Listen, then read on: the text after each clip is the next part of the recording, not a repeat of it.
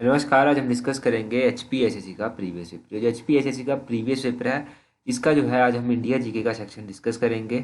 पिछले कल हमने एचपी जीके डिस्कस किया था और इससे पहले हम एक बार हिस्ट्री जो है वो डिस्कस कर चुके हैं। आज हम जियोग्राफी से जो है वो स्टार्ट करेंगे, क्योंकि हर एक सेक्शन की जो है वो अपनी अपनी वैल्यू है। तो जियोग्राफी भी मोस्ट इंपॉर्टेंट सेक्शन है। 19 क्वेश्चन से स्टार्ट करेंगे। बोलते हैं which planet is nearest to earth. ऐसा कौन सा ग्रह है जो पृथ्वी के सबसे नज़दीक है। देखो, पृथ्वी के सबसे नज़दीक ग्रह कौन सा है, वो है वीनस। आपका ऑप्शन बी शुक्र ग्रह जो है वो पृथ्वी के सबसे नज़दीक है। अब वीनस ग्रह के बारे में थोड़ा सा जानिए। वीनस ग्रह जो है वो पृथ्वी के सबसे नज़दीक है और इसके बारे में कहा जाता है, इसको इवनिंग स्टार भी बोलते हैं, इसको मॉर्निंग स्टार भी जो बोलते हैं। इसको जो है वो अर्थ का ट्विन भी कहा जाता है। तो अर्थ का ट्विन किस ग्रह को कहा जाता है, वीनस ग्रह को कहा जाता है। कई बार क्वेश्चन पूछ लिया जाता है कि सूर्य के सबसे नज़दीक ग्रह कौन सा है। तो सूर्य के सबसे नज़दीक ग्रह जो है वो है मरकरी। आपका मरकरी जो है वो सूर्य के सबसे नज़दीक ग्रह पड़ता है। अगर ग्रहों के बारे में थोड़ा सा और भी जानेंगे आपकी इम्पोर्टेंट जो है वो कौन कौन से प्लेनेट हैं और उनके बारे में क्या क्या क्वेश्चन पूछे जाते हैं। लार्जेस्ट प्लेनेट कौन सा है सोलर सिस्टम में, तो जुपिटर जो है वो सबसे बड़ा प्लेनेट है। और फॉसिल प्लेनेट किसको कहते हैं, तो मून को जो है वो फॉसिल प्लेनेट के नाम से भी जाना जाता है। रेड प्लेनेट लाल ग्रह किसको कहते हैं, तो मार्स को जो है वो लाल ग्रह के नाम से भी जाना जाता है। तो ये कुछ इंपॉर्टेंट क्वेश्चन हो गए प्लेनेट से रिलेटेड, छोटे छोटे क्वेश्चन हैं, इनको ध्यान रखिएगा। आगे है 20 नंबर क्वेश्चन। बोलते हैं the word used to describe the shape of earth is. तो पृथ्वी के आकार को डिस्क्राइब करने के लिए, उसका वर्णन करने के लिए किस शब्द का इस्तेमाल किया जाता है। तो इसके लिए जो है जो शब्द इस्तेमाल किया जाता है वो किया जाता है oblate spherical. Oblate spherical option D चपटा गुलाब जो है इसका सही आंसर होगा क्वेश्चन नंबर 20 का, चपटा गुलाब। अब थोड़ा सा यहाँ से भी जान लेते हैं।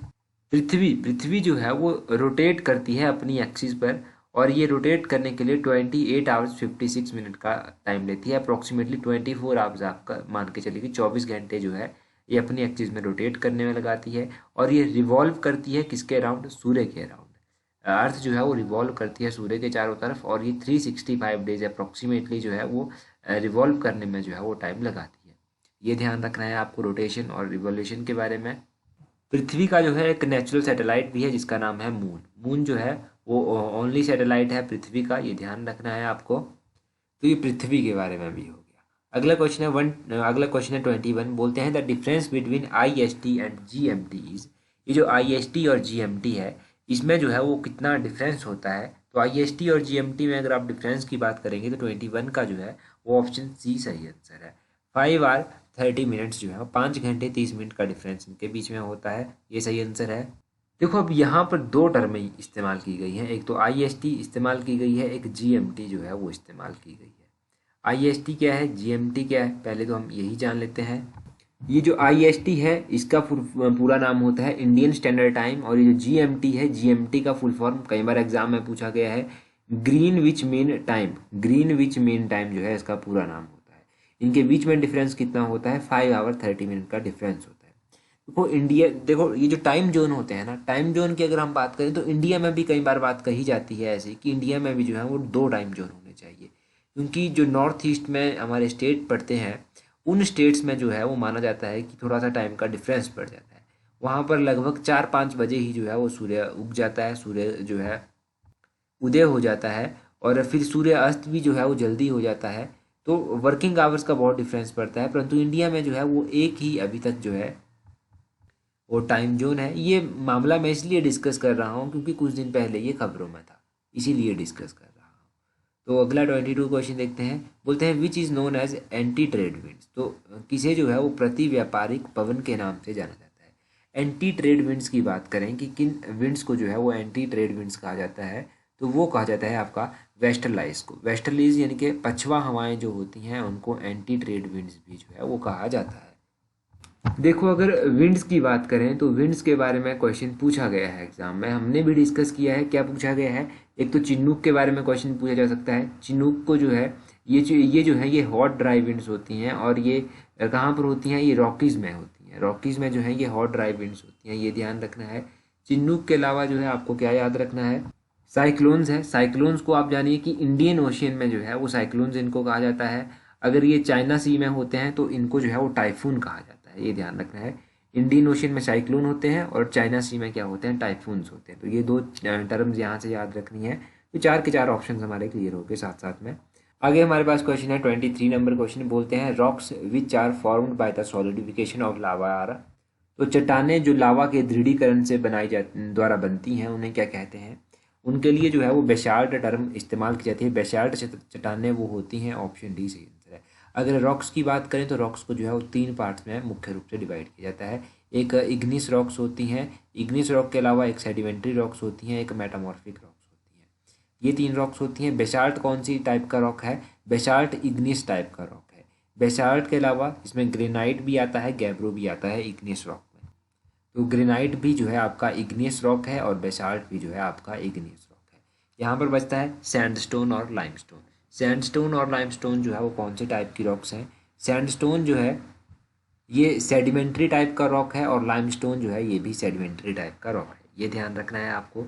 और अगर हम बात करें कि मेटामॉर्फिक रॉक में जो है वो कौन कौन सी रॉक्स आती हैं, तो अगर मेटामॉर्फिक रॉक के बारे में देखा जाए तो इसमें जो है वो क्या आता है, इसमें एक तो मार्बल आ जाता है आपका, एक आपका क्वेट्जाइट आ जाता है, एक आपका स्लेट आ जाता है, और भी बहुत सारे हैं पर जो मुख्य रूप से एग्जाम में पूछे गए हैं वो आप ध्यान रखिएगा। क्वेट्जाइट हो गया, स्लेट हो गया, मार्बल हो गया, इनके नाम याद रखिए। अगला क्वेश्चन देखिए 24 क्वेश्चन में क्या बोलते हैं? 24 क्वेश्चन में बोलते हैं the young alluvial of a flood plain is called. तो फ्लड प्लेन का जो यंग एल्यूवियल होता है उसको किस नाम से जाना जाता है? तो उसको जो है वो none of these, option D जो है वो सही आंसर है। इनमें से कोई भी ऑप्शन सही नहीं है। देखो यहाँ से ज़्यादा जानकारी निकल कर आती भी नहीं है, तो अगला क्वेश्चन देखते हैं 25 क्वेश्चन में बोलते हैं which is not a tundra type of vegetation. इनमें से कौन सी जो है वो टुंड्रा प्रकार की वनस्पति नहीं है? जब नहीं है यहाँ पर आपसे पूछा गया है तो इसका ऑप्शन बी स्टेपीज जो है वो सही आंसर होगा। स्टेपीज आपने कहाँ पर पढ़े होंगे? जब आपने ग्रासलैंड्स के बारे में पढ़ा होगा तब आपने डेफिनेटली जो है वो स्टेपीज के बारे में पढ़ा होगा।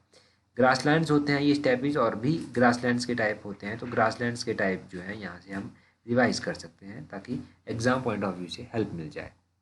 बाकी तो टुंड्रा टाइप ऑफ वेजिटेशन के बारे में आपको पता ही चल गया। ये जितने भी ऑप्शन दिए गए हैं, सेज हो गया, मांस हो गया, लाइकन हो गया, ये सभी जो है वो टुंड्रा टाइप वेजिटेशन है। स्टेपीज जो है ये यूरेशिया के ग्रासलैंड्स होते हैं।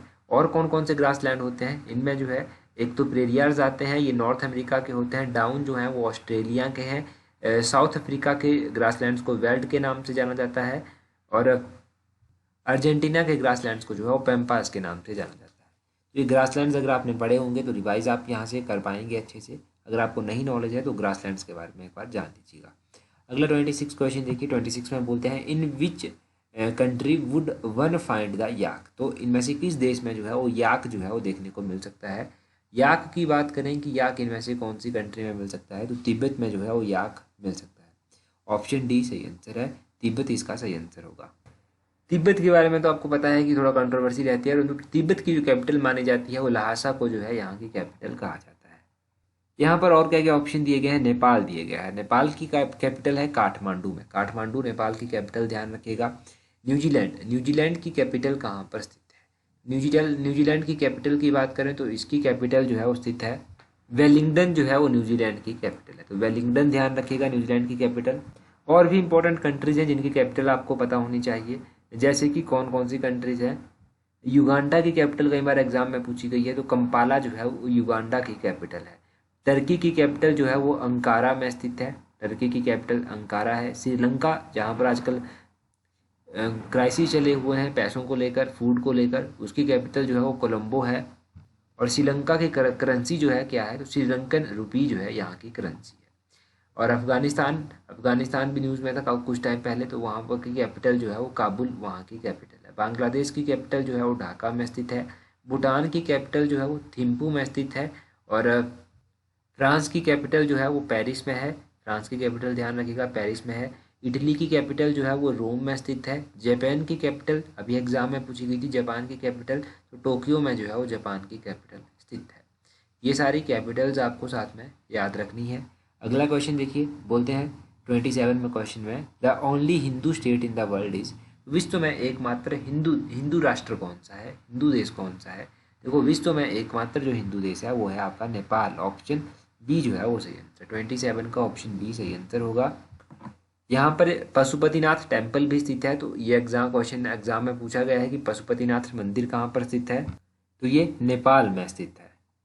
अगला क्वेश्चन देखिए, काफ़ी अच्छा क्वेश्चन है। बोलते हैं the Asian games are organised after every. तो एशियन गेम्स जो है वो कितने वर्षों के बाद जो है वो ऑर्गेनाइज कराई जाती है। आपको पता है कि कंटिन्यू जो है वो एशियन गेम्स नहीं होती, ये तो पता होगा। ये जो है प्रत्येक 4 वर्षों के बाद जो है वो ऑर्गेनाइज करवाई जाती है। 4 years, ऑप्शन बी जो है वो सही आंसर है। अब 4 सालों के बाद जब ये ऑर्गेनाइज करवाई जाती हैं तो आप ध्यान रखिएगा कि इससे पहले 2018 में गेम्स हुई थी इंडोनेशिया के जकार्ता में। अब 2022 में होंगी। ये आपके लिए काम है, सर्च कीजिएगा और बताइएगा कि 2022 की एशियन गेम्स कहाँ पर होगी। इजीली आप बता सकते हैं, अगर आपको आता होगा तब तो और भी अच्छा है। एशियन गेम्स स्टार्ट कब हुई थी, तो 1951 में जो था वो एशियन गेम्स स्टार्ट हुई थी। 2018 की मैंने आपको बता दी। अब 4 वर्षों के बाद 2022 में, यानी कि इसी वर्ष होंगी, सितंबर के महीने में होंगी। और कहाँ पर होंगी ये आप बताएंगे। ये आपके लिए आज का काम है। 44 क्वेश्चन देखिए, बोलते हैं Nobel prize was first awarded in economic science in. तो इकोनॉमिक साइंस में जो है वो पहली बार नोबेल प्राइज दिया गया था, कौन से ईयर में दिया गया था। देखो, पहली बार जो था वो ये नोबेल प्राइज जब दिया गया था इकोनॉमिक साइंस में 1969 में दिया गया था। ऑप्शन बी सही आंसर है। अच्छा, नोबेल प्राइज जो है 1969 में दिया गया, इकोनॉमिक्स में, आर्थिक विज्ञान में दिया गया। किसको दिया गया? ये दो व्यक्तियों को दिया गया था 1969 में। ये एक तो दिया गया था रॉगनार फ्रिस्क को, और दूसरा दिया गया था ये जॉन टिनबर्गेन को जो था वो दिया गया था। तो ये दोनों नाम आप याद रखिएगा, एक तो रॉगनार फ्रिस्क हो गया, दूसरा हो गया जॉन टिनबर्गेन। दोनों के नाम याद रखने हैं। अभी अगर आपको याद हो तो हाल फिलहाल में एक इंडियन पर्सनैलिटी को भी जो था ये नोबेल प्राइज़ दिया गया था। उनका क्या नाम था? वो काफ़ी चर्चा में रहे थे।